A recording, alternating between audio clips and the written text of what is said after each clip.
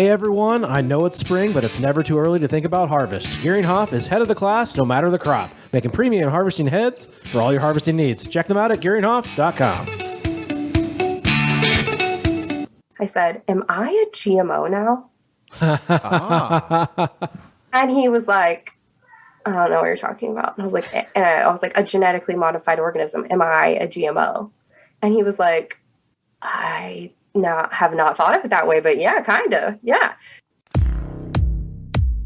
There is a podcast in Iowa, Farm4Profit was named by they. Faith stirred up a banker near, then quick came an auctioneer. Making profit was their first goal, oh boy, oh boy, oh boy. Soon may the farmers come to bring us guests and beer and fun. One day when the recording's done, we'll take our mics and go. These formats shook us to our core. With Farm4Fun, you will not snore. The banker set all mics to on, and the moment of podcast was born. Soon may the farmers come to bring us guests and beer and fun. One day when the recording's done, we'll take our mics and go. Before we knew, conversations grew. Growing corn even said F you. So won't you join Tenor, Dave, Corey, and crew? Please like, share, review. Soon may the farmers come to bring us guests and beer and fun. One day when the recording's done, we'll take our mics and go. Hey listeners, welcome back to the Farm4Profit Podcast. This is Tanner Witterhoff. I'm Corey Hillebo. Damn it, who typed the question mark on the teleprompter? You don't even have a teleprompter. Wait, who's this? Oh, not David. Not David? Elizabeth Burns Thompson. Oh, well, David's on vacation. And he's missing out on probably some beverages that he would enjoy himself. Yeah, these are up his alley, and they're dang good and made right here in Des Moines. Right here in Des Moines. We are the Farm4Profit Podcast. You are here listening to us, listening to a Farm4Fun episode. This is where we focus on a person, where our Farm4Profit shows focus on a topic. So 2 different formats, still delivering great value and hopefully entertainment to your ears every time. And as always, we love reading your reviews. Keep reviewing it. Farm4ProfitLLC@gmail.com. Also leave us a voicemail or a text at 515-207-9640. And you can do that on all the streaming platforms as well. Today's is sponsored by Ag Leader. Cab to cab, season to season. They're all over the place for your steering, harvesting, planting, efficiency. So do you have Ag Leader in everything on your farm? Do you plant with Ag Leader? Yeah, Do you harvest with Ag Leader? I do. Do you spray with Ag Leader? Yes. So from start to finish to middle, because I went out of order, you do everything with Ag Leader. And now they help me find the right spot. They do with the right spray Time old technology. question of trying to find the right spot. That's what we do there. So They have all the tools yeah, to help you farm more efficiently and more profitably. and based right out of the heart of the Midwest, right here, Yeah. 8 miles from us. The best I-state. So what do we got? What do we got for review today? We have a text message coming in from area code 712. Dude, Hayes family succession planning was killer. One of the best podcasts I had ever listened to. I look forward to more from part 2. Keep up the great work, my friend. All right, you're done reading the text messages. Do you want to read it? You gotta be like, dude. Dude. That's how that reads. You don't say dude in a banker tone. Well, that's why you should leave us voicemails, because text message leaves just too much up to interpretation. Yeah. Well, Yep. It sounds like they set the bar pretty high with that one, but I think the one we got coming up will set it even higher. Yeah. Oh Yes. yeah. Today's show. Oh my gosh. EBT. This is an old friend of yours. It is. Yeah. Brooke and I have known each other for, I don't even want to admit how long, because women don't admit their age. Well, We yeah. could do the math backwards, but that would still be way too much work. It's been long enough. Yes. And this was a happy accident, Yeah. having EBT No here planning. with Brooke. So an extra value added to this show, and definitely one that you want to listen to all the way through the last minute. I know that sounds like it's coming from a podcast host wanting you to listen to the whole show through the last minute, but this is one, if you have to start and stop, come back to it and go all the way through the end. I mean, here's the deal. We don't care if you listen to it for 1 minute or an hour. We get the same download. So, but this is one you want to listen Yep. all the way. It's deep all the way through. Great experience. Great podcast. It was awesome. It should walk away with a new perspective. So let's get to it. Here we go. Daddy, did you know 1 out of 10 people in North America works in the agricultural industry? You're right, Gabby. With the global population expected to increase to 10 billion by 2050, the demand for sustainable food sources will become even more important than ever before. The agricultural industry employs people in a wide range of professions, including accountants, engineers, farm hands, IT specialists, technicians, salespeople, truck drivers, even podcast hosts, and much, much more. Daddy, your listeners' next career can help put food on the table for people around the globe. You're right, Gabby. If they go to agcareers.com, that will connect job seekers with employers in the agricultural industry with more than 4,000 jobs posted every month. agcareers.com, that is agcareers.com, can help you find your next career. Set up your free job seeker account and apply for jobs today. Or, if you're looking for employees, get started today by posting your first job for only $150 when you use the code Farm4Profit to save. That is Farm, the number 4 Profit. Your next opportunity awaits at agcareers.com. All right, Corey, what about introducing our awesome guest for the day? Ready. It's a little hot. Today on the Farm for Fun show, we head south to meet with a very inspirational woman. She's a 2-time business owner, fighting the fight of her life with cancer while raising her young family, and also has the Rural Gone Urban Foundation. Let's get to know and send all the good vibes to @RuralGoneUrban, Mrs. Brooke Taylor. All right! Hey, that was a nice intro. Thank you. What feel is good up? about this. What is up? And she just popped a bottle of champagne, it looks like. So, man, we're going to have a good time. Some of Oregon's finest from a girls' trip last year. I'm not messing around with you guys. You said bring the fun, so here I am. That's right. All the fun. And we have Elizabeth here, who we introduced earlier. Yeah. Just randomly dropped by, and you two know each other. Gosh, This is awesome. How long have we known each other? We don't need to say, it'll age us. Yes. But a very long time. Yes. Very long time. We talk about Iowa as a small place, but agriculture is even smaller. So Yes. All right, Brooke, I gave you a little synopsis of who you are, but that Okay. is not just who you are. Who are you? Where are you from? And what do you got going? Sure. So I am from rural Oklahoma. I grew up in the ag industry. Just your classic ag girl. Professionally, I'm an ag communicator. I'm a strategic communicator for food and ag organizations. And I just launched a really cool foundation. It's empowering strong women who are doing really brave things. And that's pretty much it. I love traveling and I love being a mom to a crazy almost 3-year-old. Just living a vanilla, boring life. No big deal. It's vanilla boring. So my first experience, the reason so many people have found you, but I found you because you shared one of my TikToks on Instagram. And I remember it was like a year or two ago, just kind of messaging back and forth. And I started following you and learning about your journey. And you've just been inspirational purely. Oh, and I want to get into that first because you were fighting the fight of your life with cancer. How's that going? I allegedly have stage 4 breast cancer, which, is a little shocking when you're only 35 years old. So I thought I kicked cancer to the curb. I did the entire cancer treatment buffet. I was diagnosed the day my daughter was born, which was a huge plot twist. And I gave it hell. And it was gone for 2 years. I started my business again. I started traveling. I upped my client roster. And then in March of this year, just knocked me over the head like a bat. And that's where I am now, just juggling. And I use air quotes on this one because I don't really like this word, but fighting cancer and telling it what's up, all while launching a foundation. So you said in March, hit you over the head like a bat. Yeah. Was this a routine visit or did you have some more symptoms? So I actually spoke at a women's conference in Kansas, and on the way home, people started tagging me from speaking on stage. I was,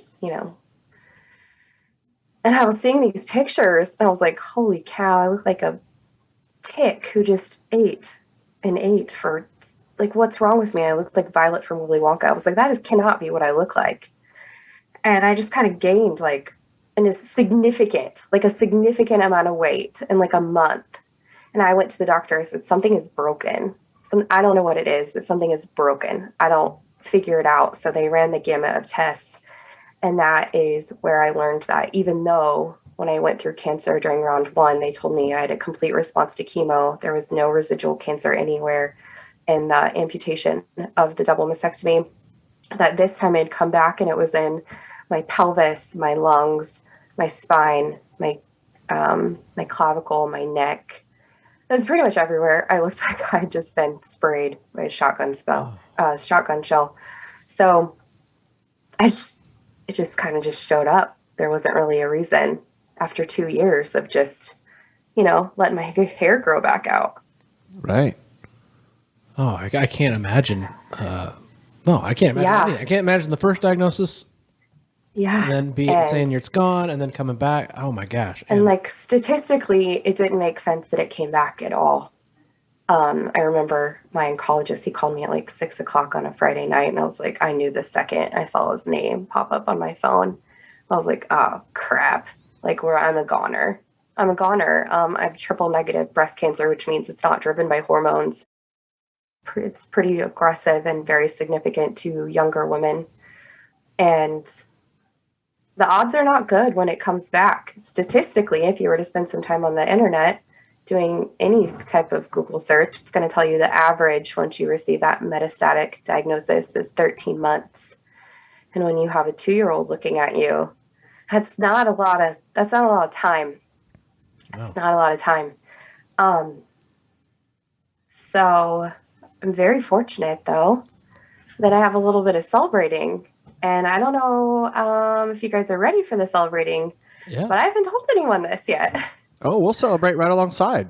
Absolutely. Okay. So the day I was re-diagnosed, actually, a new drug was approved for my type of situation. And that is, unfortunately, or maybe fortunately, I am the not proud carrier of the BRCA1 gene mutation. And there was a drug that was released the day I was re-diagnosed specifically for that gene mutation. And I have been taking that drug for 3 months. And I had a PET scan this week, and I still have not talked to my doctor, but I've read the report probably no less than 700 times. I think I have it memorized at this point. And they can't find it. What? I'm going to cry. I'm sorry. Oh my gosh. Oh, that is awesome. Like, I went from lighting up like a Christmas tree on the scan to, when you get out the Christmas decorations and you plug in the lights and they don't turn on. Yeah. That was kind of my scan, like yesterday. Oh my. So there are still some like places that were too small for them to know if it is or isn't on the scan in my lungs, but it's not. The report says it's not there. Wow. Well, I hope everyone is raising a glass right now, because that's good news, not only for this room, but I think you've been an inspiration for a lot of folks out there. So I think we'll all raise a glass in here, and hopefully everyone that's listening. Drink to Cheers to that. So I'm not a radiologist, but it's the words are in black and white. I don't know if this means for today, but when you're a mom and you're looking at this baby who's talking about what she wants a chocolate cake for her birthday. She just wants a chocolate cake, and she wants to sing Jingle Bells. And when you have a 2-year-old and all you can think about is birthdays, every birthday I get to have with her is one birthday closer that she might remember me if I'm not here. And so even if this is temporary, doesn't matter. It's a win. Like it's a win. It's a huge win. So thanks for celebrating with me. Cheers. I'm just going to keep drinking my champagne. Drink away. Absolutely. I'm just trying to think as a parent and of two young daughters, and Tanner has two young daughters as well. And you're just emotions going through that diagnosis and living that way. I mean, literally like living the song, living like you were dying. So we've all seen the Golden Girls, and you know that they just like give no ducks. That I've kind of always been that way, if we're being honest. Yeah. Elizabeth's smiling. She knows. I just kind of do what I want. But that's even more so now. And it's so important to me that I only work with good clients and I only spend time with people who are going to cheer for me and support me. And I only do things that are going to be a positive impact for my family. And so I've been on the road for the past month just trying to make as many memories with my child as possible, because 13 months is not a lot of months. And I was really fortunate to go to New York recently to celebrate. My baby cousin graduated from college. And so we had gone to New York when she graduated high school. So we made a return trip. And while we were there, we went to a very nice jewelry store, and I picked out gifts for my 2-year-old. And they're not gifts for today, but we picked out her high school graduation present and her college graduation and her wedding present and her first baby present. And I really, really, really hope that Big Pharma and science say that I get to be here to give them to her myself. But if not, and if this win is temporary, then on those days she will have presents that we picked out together. And maybe a piece of me will get to be there with her. Wow. That's it's deep. That is.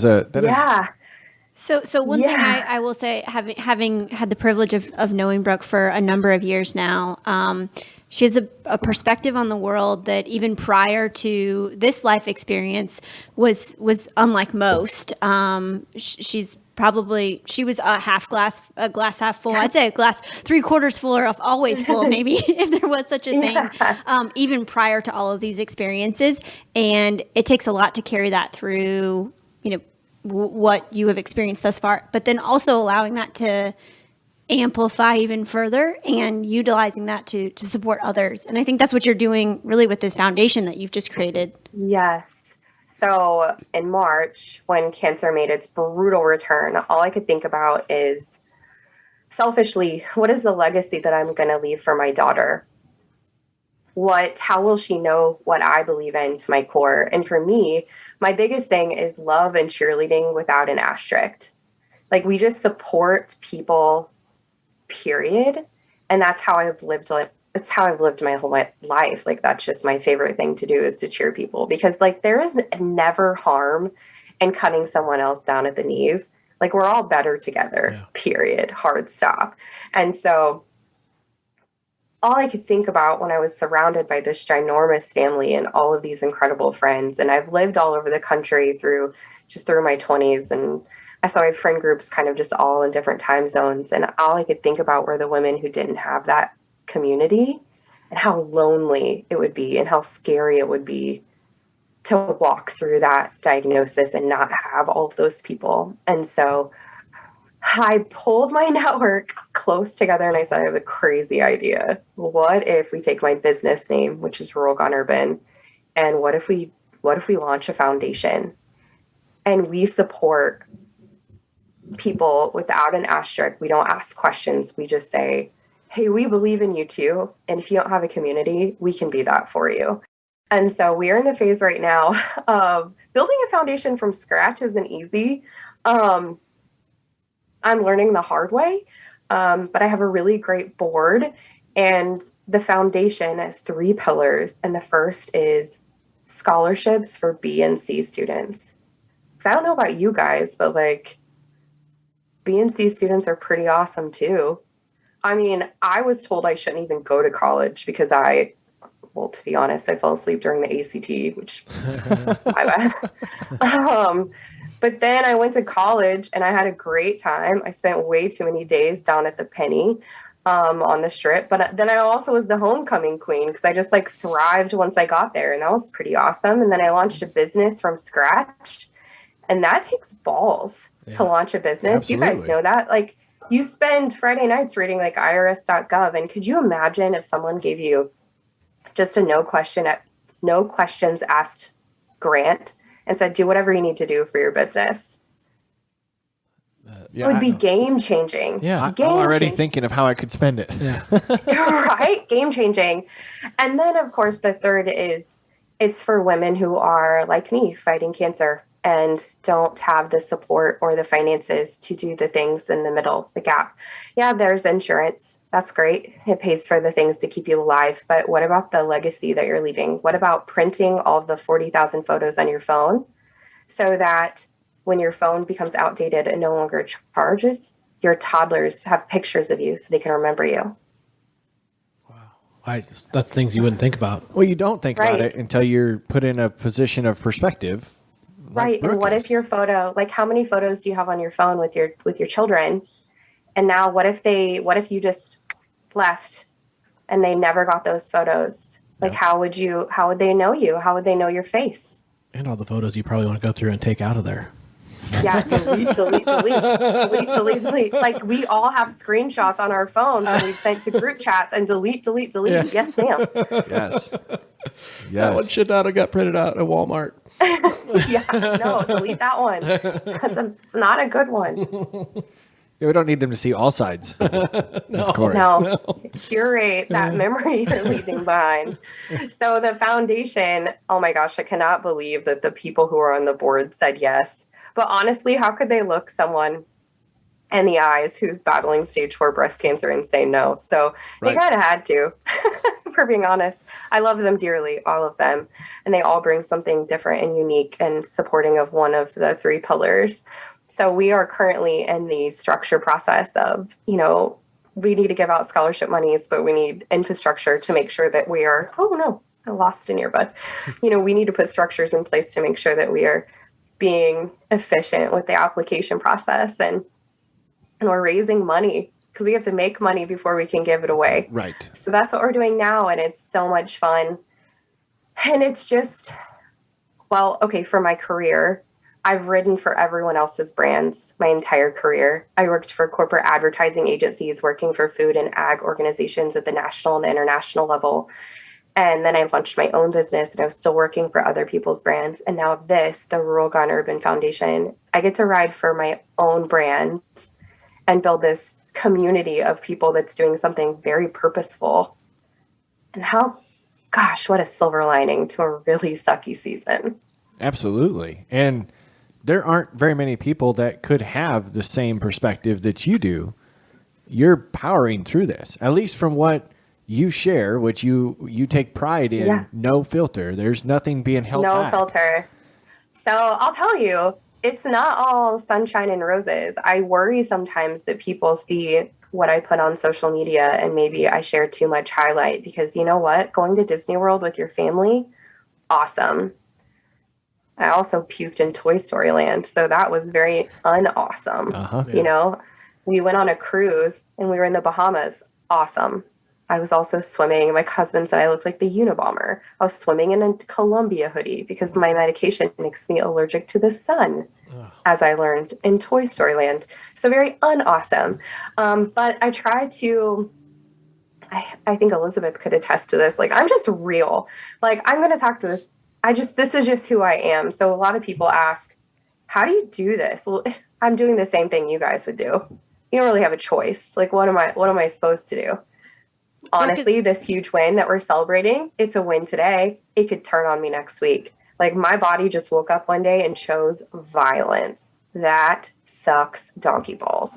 The only thing trying to take me down is my own body. Like, what is that kind of plot twist?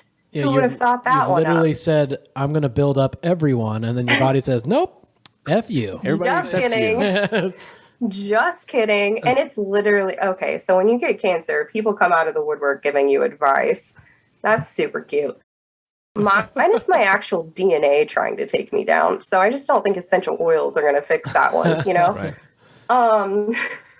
Cool, Dad. Thanks for that bracket gene. But how cool is science that there's this drug now that is specifically attacking me, well, in a good way, on this cellular level. So I asked my oncologist, you're going to love this. Love this. I said, am I a GMO now?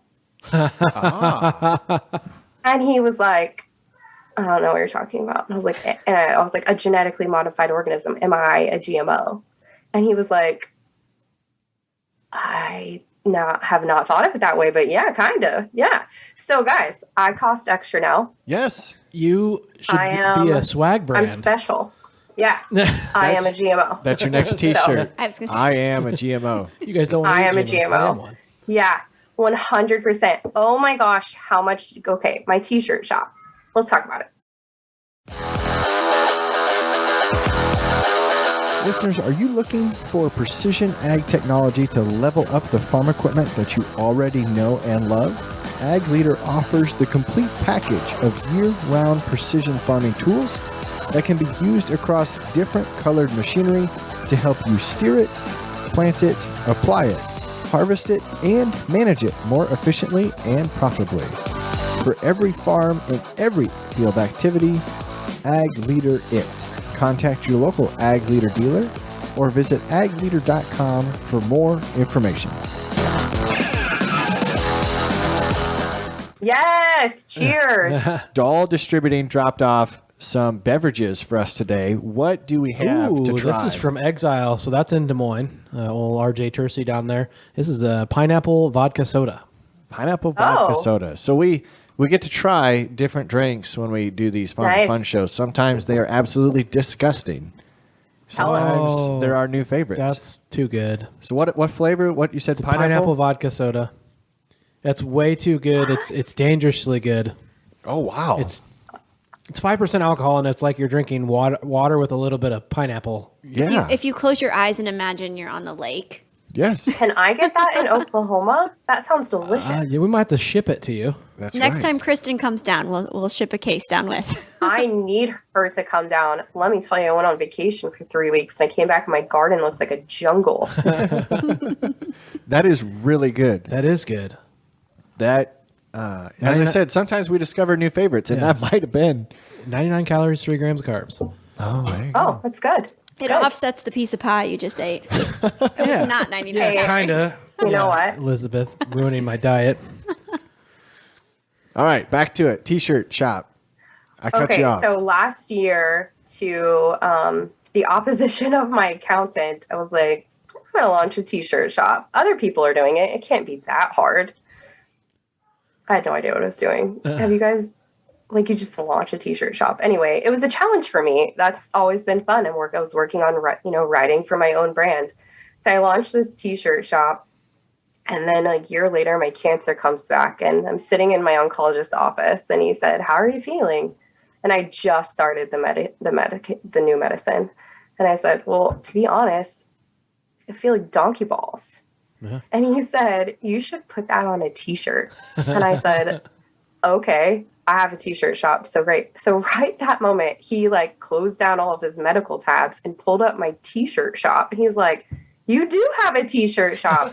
I for sure made the t-shirt and it is now my top selling t-shirt. I need to get one of those. Yeah. So I feel like donkey balls, but I'm probably fine though. You're probably fine. Your new top one is going to be, I am a GMO. Yeah. I am a GMO. I'm for sure making that. Yeah. He will love it. He will love it. So the way that this drug works, I'm going to totally butcher this because I'm not a scientist, but basically it is attacking my cells, and where the BRCA gene mutates, it's taking it out like a Marvel movie. Wow. So it's every single one of my cells as opposed to just cancer cells. So is this drug approved, or is it still in the process of... Oh yeah, so it literally got approved for my situation on March 11th of this year. Wow, that's good, because you always hear about the big pharma doesn't want cancer to go away, right? That crowd, and you just get scared about that stuff. Are they actually making improvements on this? And that sounds like they are. Right, I think they're... So here's where I am. about big pharma. So I'm going to go there. The amount of messages I've received about take dog dewormer because it'll cure you. Who do you think makes dog dewormer? Big pharma. Yeah. Like, it's just ag pharma. Like, that doesn't even, the math doesn't math there, guys. That's also pharma. I think what people potentially misunderstand about cancer in general is that, okay, let's break it down. If we were just to talk about breast cancer, which affects 1 in 8 women, that's a lot. That's a lot of women. So if you think of breast cancer, that's just saying like one sport under the all of sports umbrella. So let's say we're just talking about football. So then I have triple negative breast cancer, and that's just like one league. Okay. And then under that, it's where it started in the breast. Now you're got down to a specific team.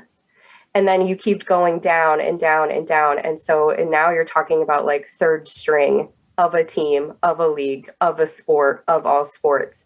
That's a lot of different type of cancers to cure. Yeah. Like it's not just cancer. So I think it would be unfair to say that scientists and doctors aren't trying to cure. Because like if someone said that about my oncologist, I would think they were crazy. He would move heaven and earth to fix me. That's good perspective. It's hard to visualize, and that was a good visualization of it. Yeah. Did I not tell you that Brooke has a way with words? You did say that. before I we got literally on. said those words. I mean, she's a public speaker, so I would hope that. Oh, yeah. A new public speaker. Do you guys speak in public? It is terrifying. We speak behind the comfort of microphones. Yeah. In a closed studio. You're like the great and powerful Oz. Speaking out in front of people. My gosh, I just don't know if there's anything scarier in this world besides, fighting cancer. Yeah. Right. Yeah. Do So you I'm get a big rush? newbie on this.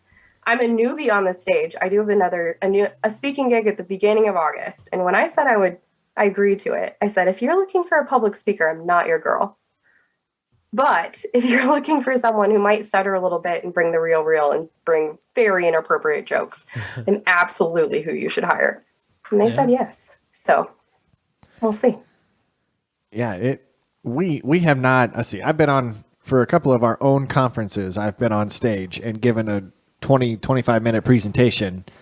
Otherwise, no, we perform in the comfortable confines of our studio. I did stuff in college, maybe a couple like FFA things and that, and I actually enjoyed it. I have no desire to do it now. Last winter I got asked if I wanted to come do like a comedy thing. routine, and I'm like, that's not even talking. Now you want me to do jokes? I mean, jokes. Okay. Oh, I would love to be there for that. Yeah. So I built my career on being behind the curtain for all kinds of brands. Really big ones, really fun ones, really some boring ones too. But then all of a sudden you step out, cancer really pushed me to the forefront and was like, well, I guess now or never, like literally now or never. And so when I just started talking for myself and people were like, oh, you're really funny. It's like, what? Me? Yeah. God, I didn't even know that was my love language, but it is. Tell me I'm pretty and give me some champagne and we're here. So there you go. And that's exactly how we started the pre-show rundown. Yep. We told her how good she looked and how great she sounded. And go get that bottle of champagne. Thank you. Don't forget to tell me that my hair looks great. I grew it from scratch. It does look Do you know what I don't look good at? A potato head. No one does. No one does. I've tried it out. The Mr. Clean look is not for me. I prefer not to do that again. I will if I have to, but I'd like to not ever again. Absolutely. So when I try to do some show prep on each guest, but obviously I had followed you for quite some time, and we keep coming back to this word perspective. I mean, if we were to throw a drinking game together for today, it would not have been the word perspective. You might have people passed out before the show's even done. But you have, and I can't remember now if it was from your Instagram or if it was from your website, but you say perspective is key when living intentionally. Yeah. When you are thinking about purchasing a piece of land that will become your gravesite, life kind of gives you a big dose of perspective. And God, there's a lot of stuff that we do every day. Doesn't freaking matter. It doesn't matter. Yeah. It doesn't matter. It just doesn't. And I wish that I could give that perspective to everyone. It's kind of like how we waste our good years on our teenage years, right? And then we are like 65 and are retired, and then we are all broken and have arthritis. Yep. I wish we could have perspective at 13, but that's just not the way that it works.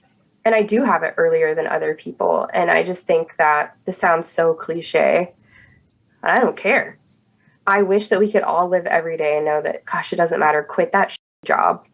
Your boss doesn't care about you. You're going to get cancer someday. Maybe not. I'm not saying everyone is, but like, what if you do? Your boss doesn't care. They're not going to follow you on Instagram. They're not going to call you. They're not going to send you a card. Use your vacation days. You're not going to remember sitting in your cubicle, but you are going to remember like dancing on the bar in San Antonio. You're going to remember that. Yeah. And so do the stuff that matters. And gosh, everyone has an excuse for everything. But let me tell you, plane tickets, well, right now they're pretty expensive. Maybe they'll cool down. But like, what can you give up to do something you really care about?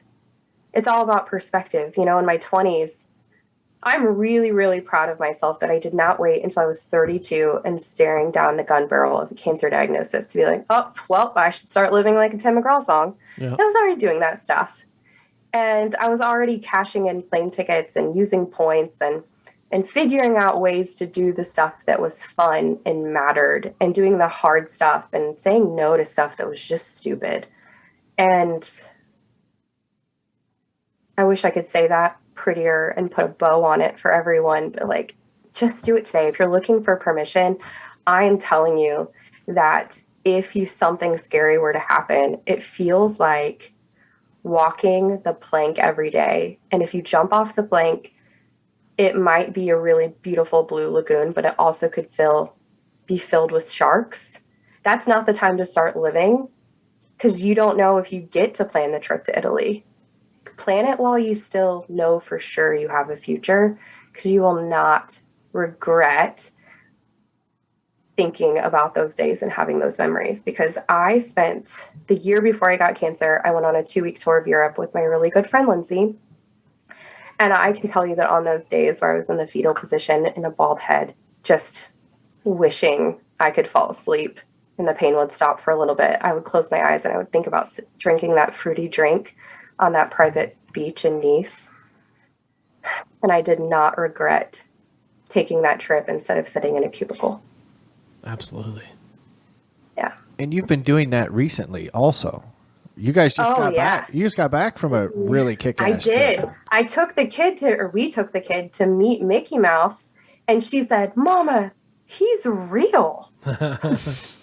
He is. He is real. I definitely did lose my cookies in Toy Story Land, and I figured I could puke just as easily in Disney as I can in my own home bathroom. Yeah. So why not take the trip? Turns out I'm allergic to heat. Don't recommend. That doesn't really... I don't know how it's going to work in summer in Oklahoma. Yeah. I guess I'm just live inside now. Maybe I'm nocturnal. But yeah, I'm just saying yes for as long as my doctors will continue to let me say yes. That's great. I'll tell you, the first go around with cancer, I was like, I have to be the perfect cancer student. Like, if I could get an A, then maybe I would beat cancer and cancer wouldn't come back. I thought that was my strategy. Now I'm like, no, this is dumb. So I'll text my oncologist. I'll be like, I can't come in on Friday. I have to go to New York. Sorry. Can I come in next week? And it's just a different perspective of it is a partnership with your doctors. You don't just have to be a perfect student, because the truth is it doesn't matter if I'm a good student or a bad student. Like, this isn't my fault. Mm-hmm. It's not my fault that my cells want to kill me.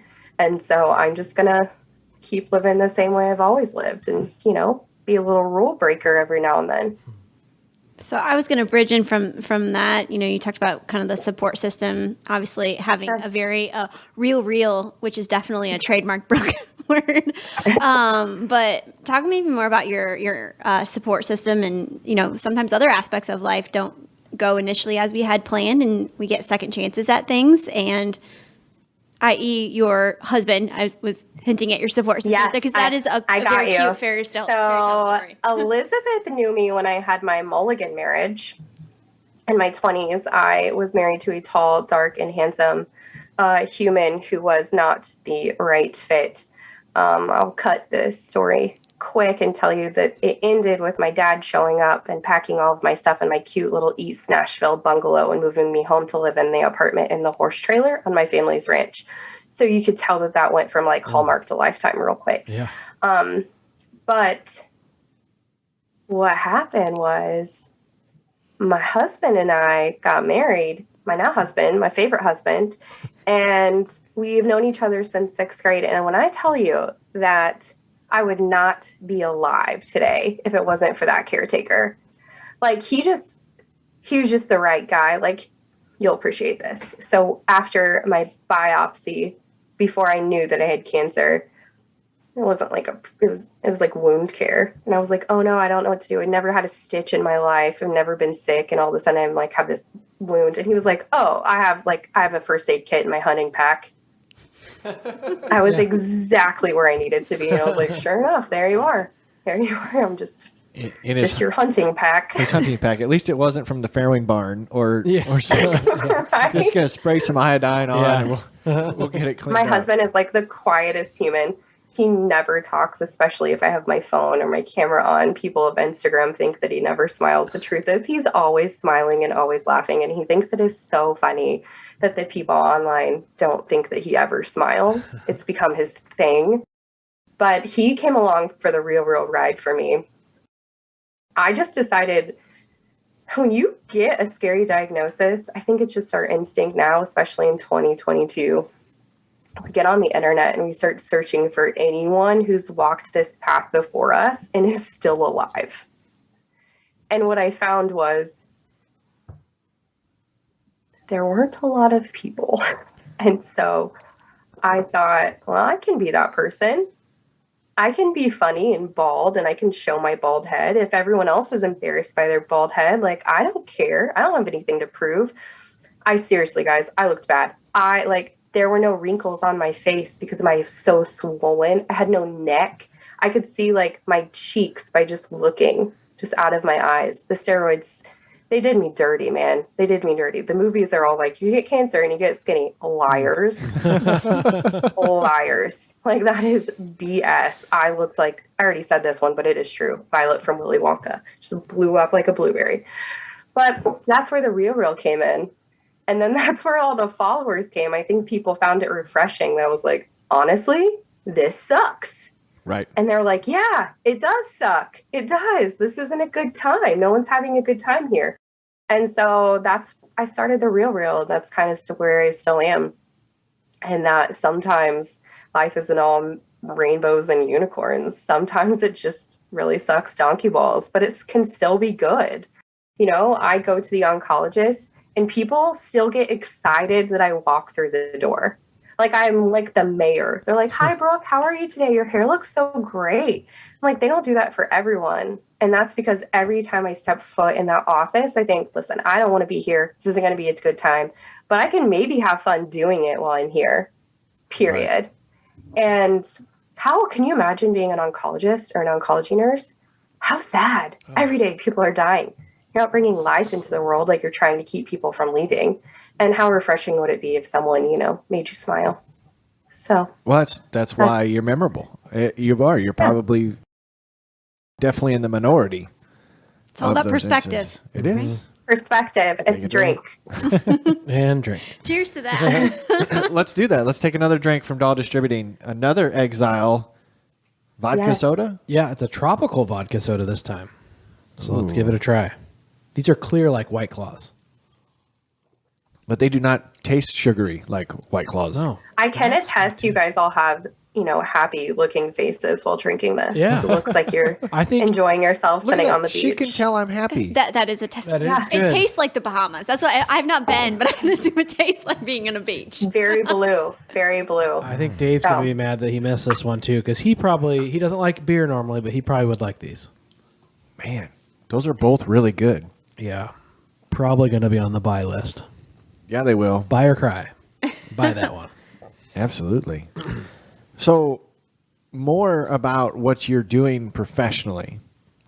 Yes. Because ask me. I love it. Because you like I said, you got this diagnosis, but you also launched, what was it? An online course?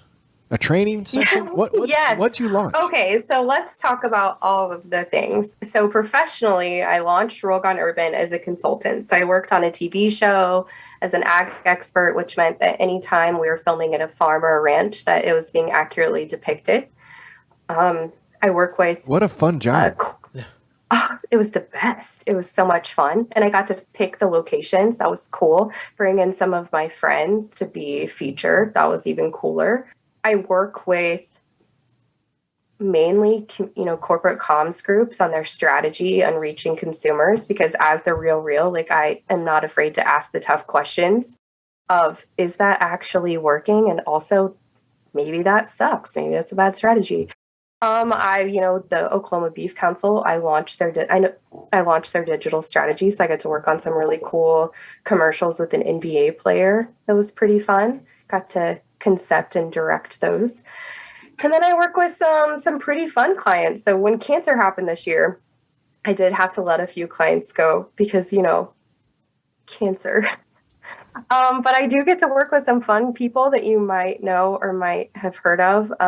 Derek Josie is my favorite dairy farmer in Oregon. Yep. Kind of behind the scenes of helping him strategically fact check all of the things.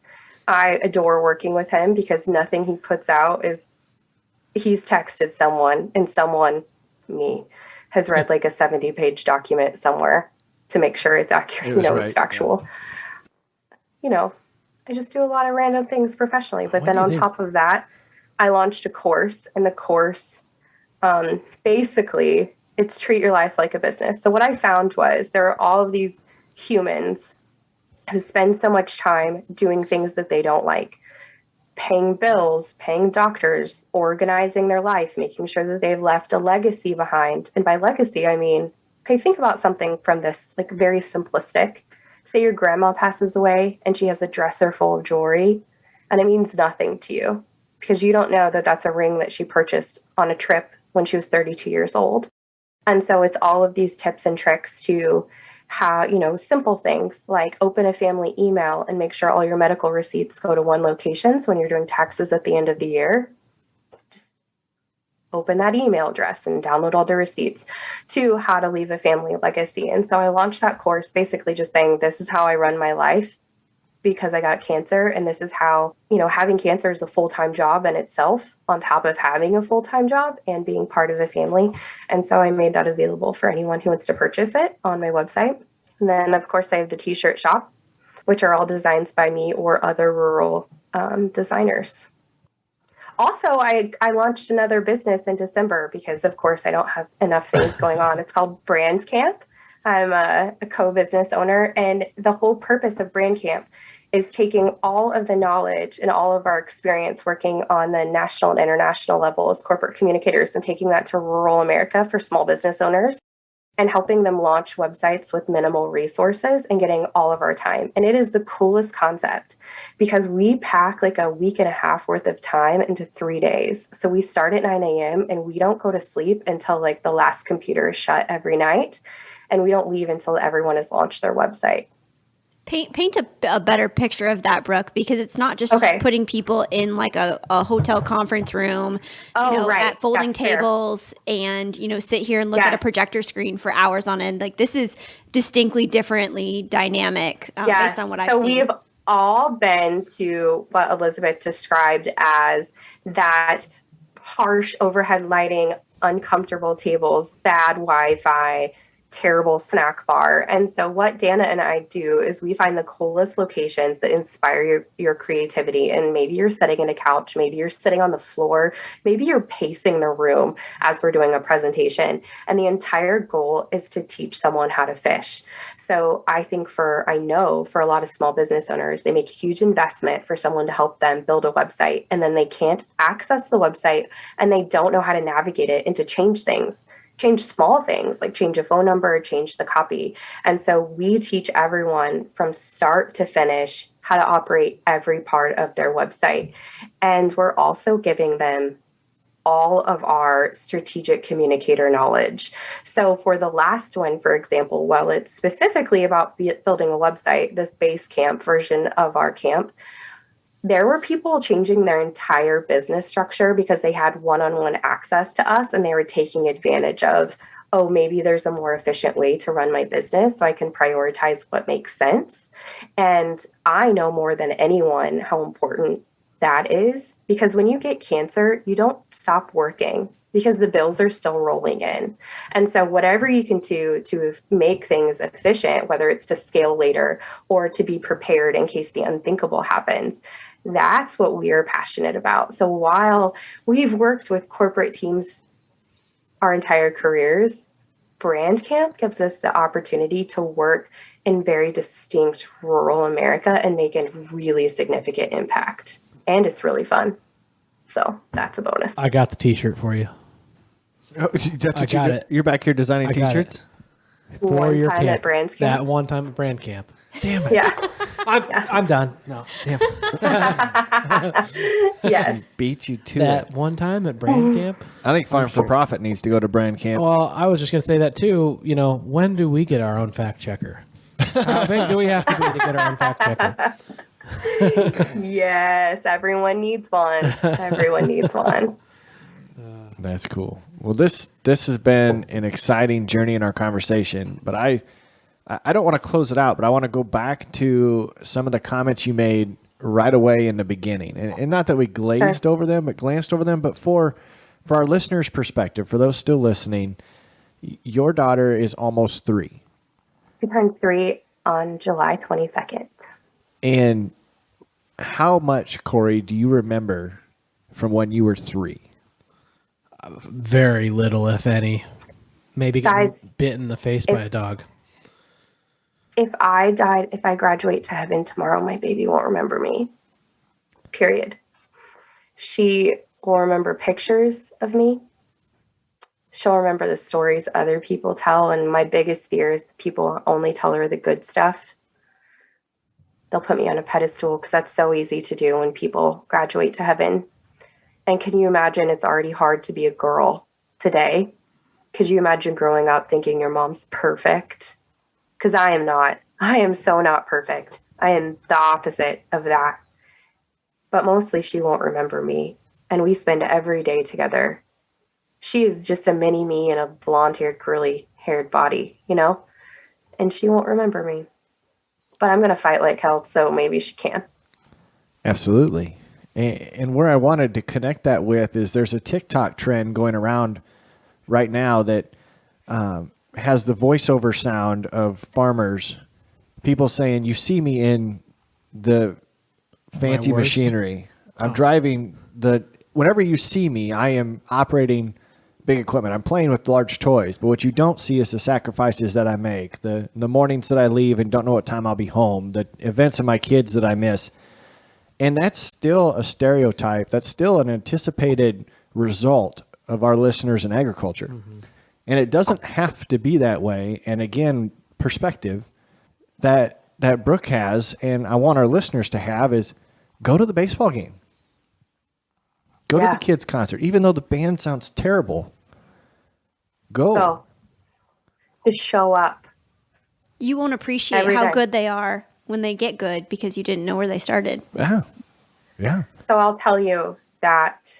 So I had my big scan this week, and one of my best friends, Hannah, she lives about 2.5 hours away, and she just showed up. And she just said, I'm just gonna hang out with you until you get your results. I'm just gonna sit here. We don't have to do anything. You don't even have to talk to me. I'm just gonna be in the room. And honestly, that meant more than anything. Just showing up. So can you imagine what it feels like to be a 6-year-old and your dad parks the tractor? Gosh. Right. Huge. That's a good life lesson there. Yeah. I had a conversation at banking school last week with a fellow classmate on the patio about one of her friends that her friend's husband had developed seizures. And nobody could figure out why it was happening. But he's also in agriculture. And so it was dangerous because he'd be combining and he'd have one. you're operating a large piece of equipment, let alone driving a truck down the highway. Just they couldn't diagnose what was going on. And she said over and over to her friend, how can I help you? I can be here to help. And that was a difficult question to answer. The friend didn't know what to say, and literally she did what Hannah did. She just showed up, just hung out, just was there. It didn't matter if it was brought you a coffee or went about it, but just being there for people. And like you said, for my 6-year-old daughter, for me to show up at her softball game, it's a big deal. Mm-hmm. Oh, I got a couple things here. We talked about your foundation earlier. Mm-hmm. How do people go and find that? How do they donate? How do we do that? ruralgoneurban.org. And then you can get all donations there? You can donate directly online. And we are currently in the application process of receiving our nonprofit status because we are starting a foundation from scratch. So hopefully we will have that official by the end of the year. Well, I'm going to go ahead and spend Tanner's money for the podcast today. Absolutely. And we're gonna donate some monies to that. Absolutely. It sounds like they might be at your next brand camp too. So if we get Tanner away from all his stuff. Or maybe you should host one in Iowa. Ooh. Oh, Dana is actually from Iowa. We would love to have one in Iowa. We need a location. So if you know of one, send it my way. How big do we need? I'll send you the last place that we had, but it needs to sleep quite a few people. It needs to be creative. It needs to have excellent Wi-Fi. Tanner's house? Top tier. Yep, I got 4 bedrooms. Perfect. I thought you were a banker, lived in a banker house. Big mansion. 4 bedrooms. Oh. I'm a banker. I conservatively have purchased a house. The other thing about what I had seen and heard in your latest Instagram post and what you guys have going on is in efforts to live life to the fullest, you've always wanted to take your daughter to her first concert. Yes. But you please ask me. Yes. You get to throw her her own concert. I'm working on it. So, yes, I have a venue completely donated. They can house up to 15,000 people in Stillwater, Oklahoma. Any of my rural people in the central part of the United States has maybe heard of the Tumbleweed, which is really awesome. The thing about when we made this announcement, the artists had kind of already made their concert dates for the year. So we're hoping to have it at the beginning of 2022. So stand by for updates. I will announce online, but we have some record labels super interested and just throw a concert. So do you guys remember your first concert? Yeah. I think Garth Brooks. What? Yep. I can't remember if my first one was Big and Rich or if it was Joe Walsh. No, my aunt took me. I used to watch Garth Brooks. He used to do the televised concerts, and I'd get all dressed up in my had him on Wranglers VHS. and my black cowboy boots and my black cowboy hat, and I would dance. Your Mo Betta shirt? Yeah, I would dance. I'd have the button up and everything, and I loved them so much that my aunt got me when he came to the state fair, and I don't know, mid 90s or something like that. We went, and I remember that. I love that so much. Who was yours, Elizabeth? I'm trying to think. So I am the proud product of parents that were concert junkies. And so I probably went to more rock and roll concerts as like a 10-year-old than any 10-year-old probably should. Nice. And continue to do so today. That explains a lot. Yeah. Nice. But no, my first like the first music you owned, you will appreciate this. It was a Reba McEntire cassette that you had to turn over. And I remember I played that one until it just you run Didn't through rewind anymore. Yeah, until it didn't rewind anymore. People don't even know what cassettes are anymore. Right. So Reba was also my first concert, or what she was my first concert. And so music is such, I know for so many people, music is just integral. Like it's so important. And so for Elsie and I, like, we talked about earlier, we watch CMT every morning. We have dance parties. My child is always singing. Her current favorite song is Jingle Bells. She believes that she's going to have a Christmas birthday party. I love that for her. I am allergic to the sun, so maybe it will snow in July. Fingers crossed. But a concert came through this idea of all of the things when they tell you the cancer is in your neck and your ribs and your pelvis and your lungs and your spine, all you can think about is all of the things you're about to miss. And all I could think about was the important things, like the first time she gets her heart broken, or the first time she has a really crappy boss, like the first time she really needs her mom to help her navigate stuff. And I was having a conversation with a friend, and I was like, I don't know, maybe I could take her to her first concert instead. And she said, no, let's just throw her one.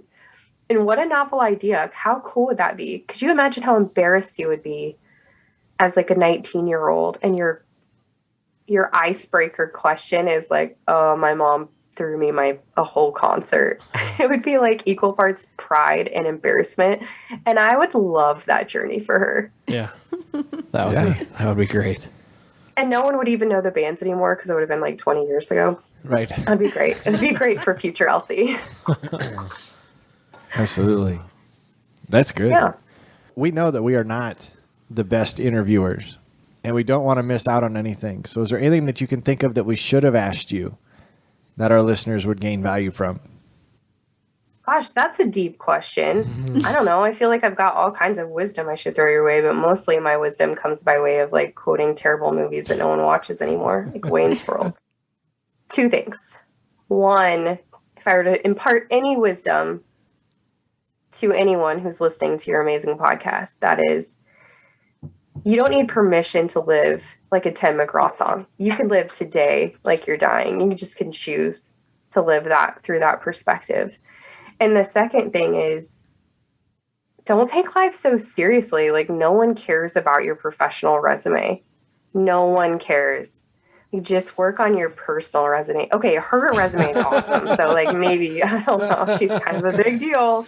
And I don't mean that sarcastically. Like, she's like a really big deal. When people know that I know her, they're like, how? I'm like, I don't know. Yeah, we get that all the time, too. It's not the case. Yeah, so stop. Like, nothing in life is that serious. It just can't be. What's the point, I've got one to stem off of that, because honestly, you can't even ask like probably what's the best advice she's been given, because she's given us all the best. Like, she has all the advice. Oh, she gets all the bad advice. I have one that, if for God's sakes, if this thing comes back and Sure. you've purchased, all these gifts for your daughter and all that, like, what do you want to say to them?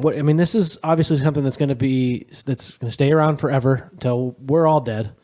It'll be somewhere in the metaverse. What do you want to say to your daughter? What do you want to say to the people you love, or just anyone in general? I didn't choose to leave you. I'm not in a better place because the better place is with you.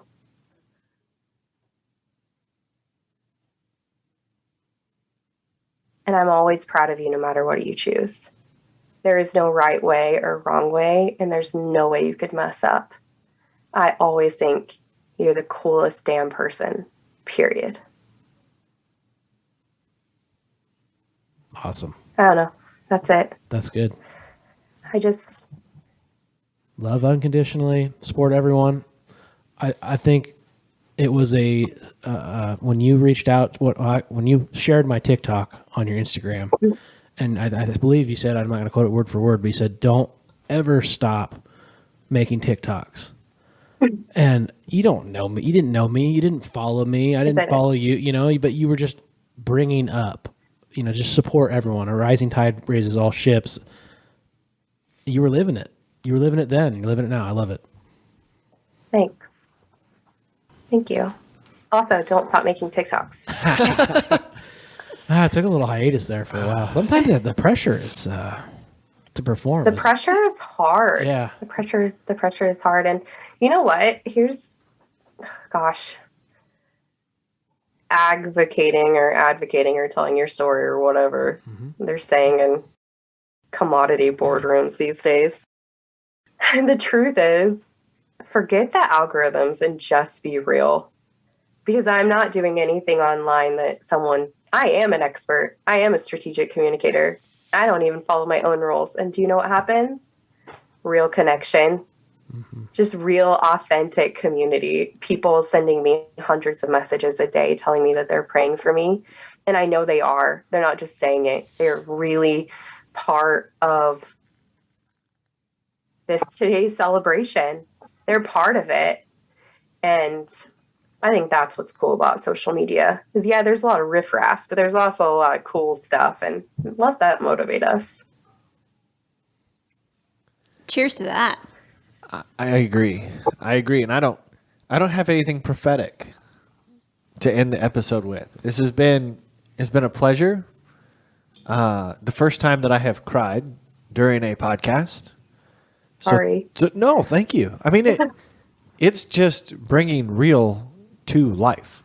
It's the real. It's the real. I want to thank you. Real. I just want to thank you for coming on, because you said it in the middle of the show that you only do things that are worth it, and you're here with us. Yeah. So that means I think you guys are awesome, and you gave me Elizabeth. Like, this is great.